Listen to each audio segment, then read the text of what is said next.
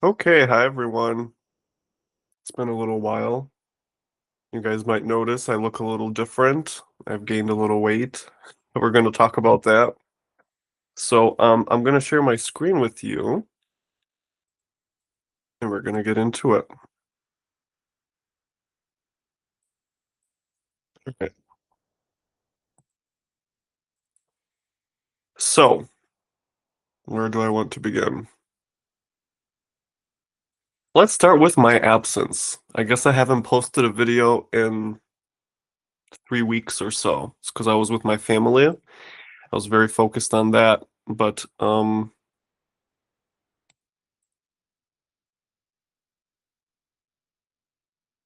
right, I'm going to point out the stellium here as the reason that I was away.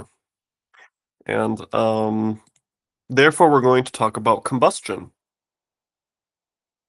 So I'm just going to backtrack, let's say 1 week. 1, 2, 3, 4, 5, 6, 7. Okay, so this is 7 days ago. But what I really want to point out, if I even keep going backwards, you can see that that stellium stays together for a long time, right? So these planets have been trailing together for a few weeks already. In fact, essentially since the beginning of January. And we all know that we had a Venus cazimi, a Mars cazimi, a Mercury cazimi, and a Pluto cazimi, right? So there was a four cazimis happening very quickly in quick succession.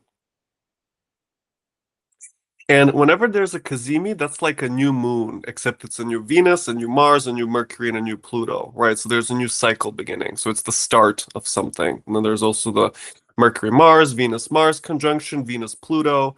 So you can see, like, in all of those conjunctions, that's the beginning of a cycle. So we're at the beginning of very many cycles since January and February. I'm very sure that all of you watching this, upon reflecting on that information, can notice how many things have changed for you in the past 2 months.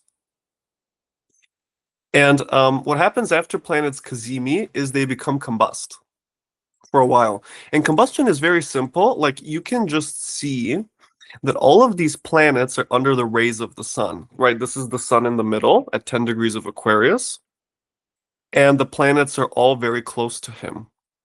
16 degrees, 5 degrees, 3 degrees. So whenever this happens, we have combustion.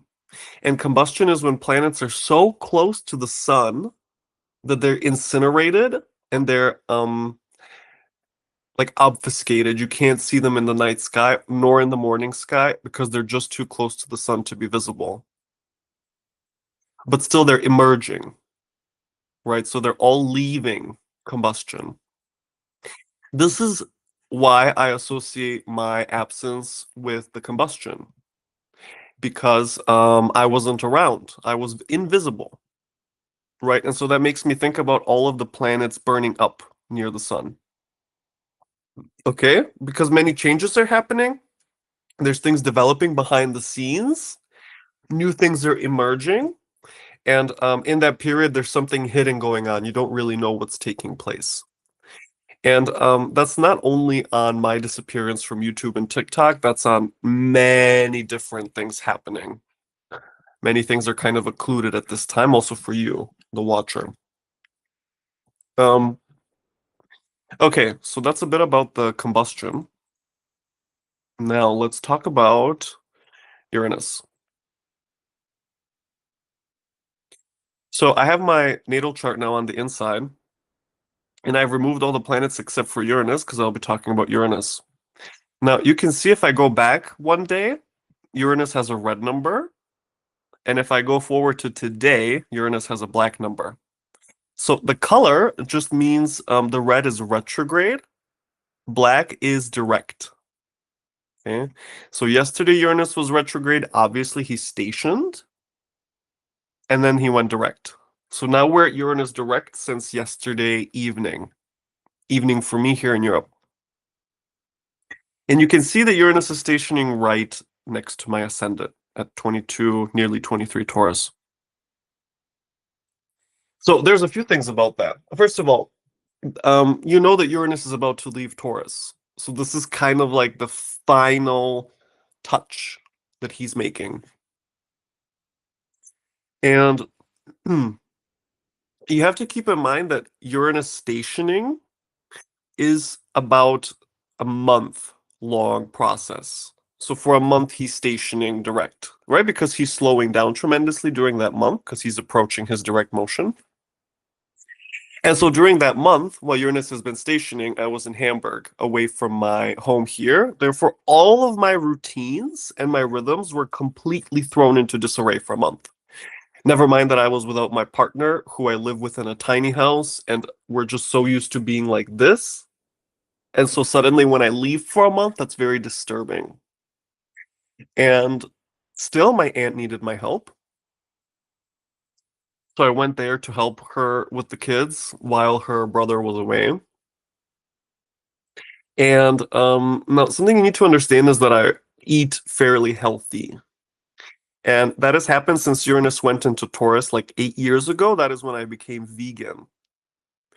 And when Uranus first entered my first house, so the first time he made the conjunction to my ascendant, I was doing a lot of raw vegan cooking. I had a raw vegan cookbook and I would do different recipes from it. And I had all this excitement. I would show it to different people and they were always surprised and kind of shocked by what I was making because they had never had something like that before. And then after that, I met my boyfriend. And my boyfriend is really into McDonald's and he's not too much into all the food healthiness stuff. And so that began a whole new journey for me where I started having McDonald's and fast food and meat and bread and cheese and sweets and cookies and all the stuff that I have told myself, no, you can't have it. I started to have a lot of it. And that felt like a huge liberation, I would say. So there's been, but my body has obviously been experiencing disturbances because of that. And now, in the last month, while Uranus was stationing atop my ascendant in Taurus, I was with the kids, and I felt like, okay, well, I need to make stuff that the kids are into, and I want to. While I'm there, I don't care too much about my diet and my health. I want to just really be there with the kids. And so I was making tacos and nachos and enchiladas and cheesecakes and cookies and cupcakes and anything you can imagine that's fattening, we were making it. And I was the one to eat it mostly. Um, And so I gained like 5 kgs. My boyfriend told me he thinks I gained 5 kgs during that period.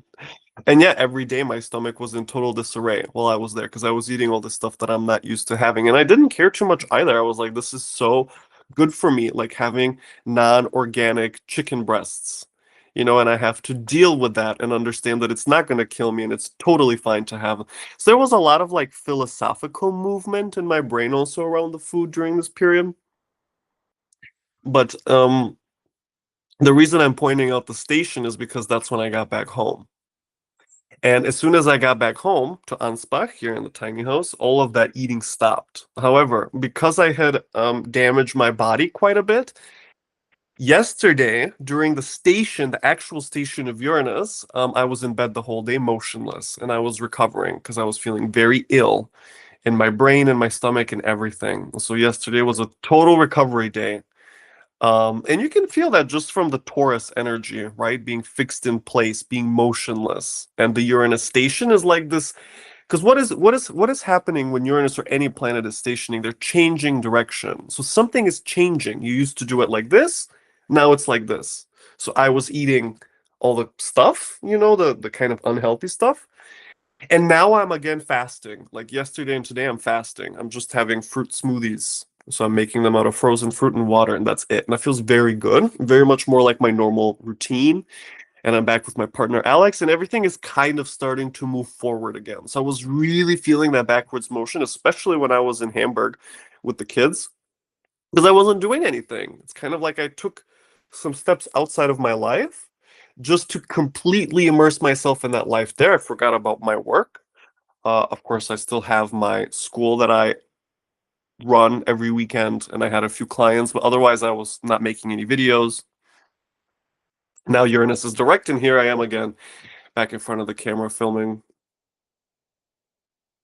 And there's a lot more to say about that, but for the sake of brevity and just, I'm gonna move on to the next transit. And so, there was the Uranus, and then I want to talk about the Jupiter,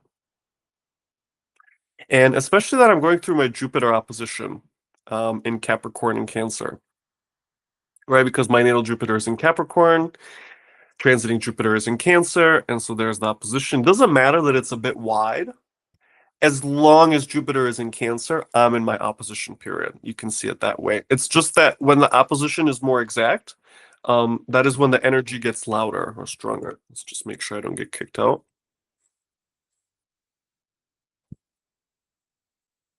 And you can notice again that transiting Jupiter is retrograde during this time. And going to Hamburg to be with the kids for me was something totally different. I felt like I was returning to my childhood. And I was observing all the things that went wrong in my childhood, and it had a lot to do with the schooling, especially. And so there's the third house. And so for me, while I was there, one of the biggest subjects that we were discussing was schooling and how the kids don't like it and how they have to perform anyway and they have to get good grades and their parents are pretty hard on them to get good grades and blah blah blah blah blah. And for me, this is not okay. Because I know the kind of pressure the kids are under at school, and I know how boring the schoolwork is, and I know how uninspirational it is, and I know how children are actually intelligent geniuses with bright, creative powers, and they just don't get engaged. They get sent into the school system, then they have to perform the school system, then they have to come to home and do homework, then they have to go to their activities. So everything is kind of forced upon them, and none of it engages their true nature. This is something I'm very, very, very passionate about. And so it was a lot around me talking with my aunt and then with my uncle and working with them to explain all the things that I think are wrong about what's happening in terms of raising the children. And here you can start to see my Jupiter in Capricorn. Because Capricorn is the disciplinarian, it's the one to set the rules, it's the one to shape, to make the shape, so then everyone is following that shape, right? That's Capricorn. How to raise a child, how to discipline them. And I would say that 90% of my stay there was concerned with the philosophy of upbringing of children. And I was talking to the kids about it, I was talking to my aunt about it especially. So those conversations with her were very strong, very long, and very many. And I felt that we were making very significant progress, and she really understood my philosophy, and she started to immediately make changes because she just needed someone to kind of support her in that. So it was a lot around the family structure and around like the family reconnection, me feeling so close to those kids and also so close to my aunt. What's important for you to understand contextually is that for the years prior, I have stayed away from my family. I kind of took space to isolate myself and to figure out my life because I felt very unaccepted by my family. And now the Jupiter is in Cancer, things are changing a lot. And I feel how I'm getting closer to my mom. I'm getting closer to my little cousins. I'm getting closer to my aunt. My uncle is very friendly with me again. Um, yeah, I had a reunion with my grandparents on both sides of the family. So there's been a lot of kind of family reconstitution happening during this time. And I especially felt how beautiful I am in the role of mother, even though I'm a man. But mothering just makes sense to me. It makes sense to be very soft with the kids. It also makes sense to have very strong boundaries in some circumstances. It also makes a lot of sense for me to just cuddle and spend a lot of quality time together without phones or without anything else. Just be close, literally just be close to the kids. Um, it makes a lot of sense to me to ask them about their day, to not push anything onto them, to be very interested in who they are as people without projecting anything. I really enjoy the parenting role. For me, and I always have. And I love to cook, and I love to clean, and I love to hang out with children, and I love to be a helpful, supportive person. And that is part of what makes my work so enjoyable is that when I meet with clients to work on their charts, um, it's all about kind of supporting and taking care of that person, making a lot of space for them. And I really enjoy that. And so in that period I really got to do plenty of that and I felt so fulfilled and so useful. And I felt like, yeah, maybe this is the next step of what I'm able to do. Work with parents and their children and assist the parents in their healing and assist the parents also in their child rearing because I know a lot of parents are lost. And without support, that's a whole other question. Like the nuclear families that all live in these individual houses and they don't have the village around them to help and they struggle to ask for help and they feel like they're on their own and they're with these super energetic kids when they themselves don't have that energy and the adults are also going through crap on their own. Like the adults are not healed, so they have to go through stuff and they have to come home and put on the nice face for the kids, but that never works because the stress that they feel, they have to project it somewhere. So inevitably they project it onto their kids. It's a big mess and it makes me think a lot about the importance of closeness and family. Um yeah. So my philosophy around care and intimacy in this case not in the sexual sense, but in the familial sense, to be close to your family, has been a huge subject for me.